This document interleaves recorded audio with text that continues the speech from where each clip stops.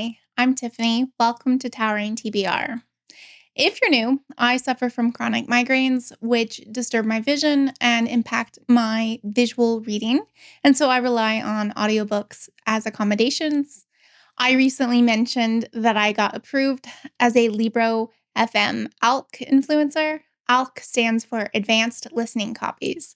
I am so excited to be talking about the first ALC that I received, Wildlife by Amanda Leduc. This is not the first book by Amanda Leduc I read. I have read her nonfiction book called Disfigured on Fairy Tales, Disability, and Making Space.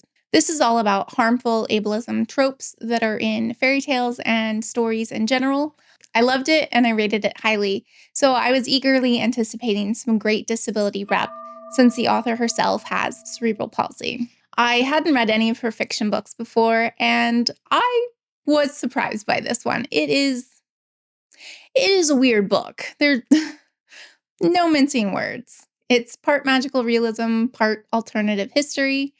But I think there are going to be people out there who love it and give it 5 stars. And I think there are going to be people out there who don't like it at all.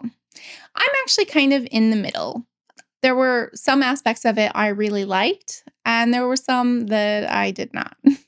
So, what is it about? The book starts off in 1908, and we're following Josiah. He is a nearly blind young man. His father had sent him off because he was able to speak to animals, and his father did not like that. So he's on this missionary work when 2 hyenas come up and start talking to him and saying he needs to leave. As he's following them, he turns back and sees a column of fire come down from the sky and kill everybody who was in their party.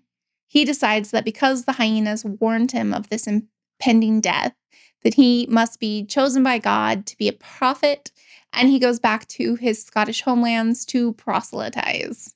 The rest of the story is kind of interconnected stories, either following the talking hyenas or the descendants of the prophet, or people understanding how this religion/cult has impacted society. It sort of reminded me a little bit of the book Northwoods by Daniel Mason. I think this is more interconnected than that book. So people who are followers of this cult/religion are called Latter Days, but not Latter Days like Mormons, Latter like Ladder. And one of the things they do is watch the hyenas have sex and chant whole bodies, whole selves, which is, strange. They believe that because animals have evolved to speak, that humans also have the capability to evolve and find a higher self. The format is a little bit experimental.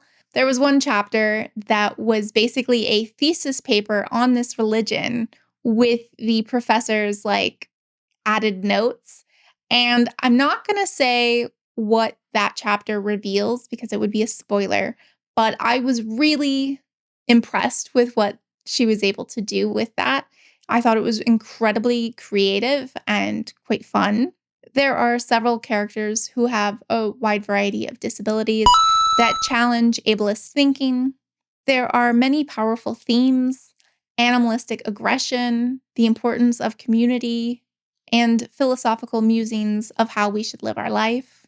This isn't a book that's going to spoon feed you the message, but rather brings up ideas for you to kind of contemplate and ruminate on. As for the audiobook itself, it is a full cast audiobook, which means each character gets a distinct voice actor.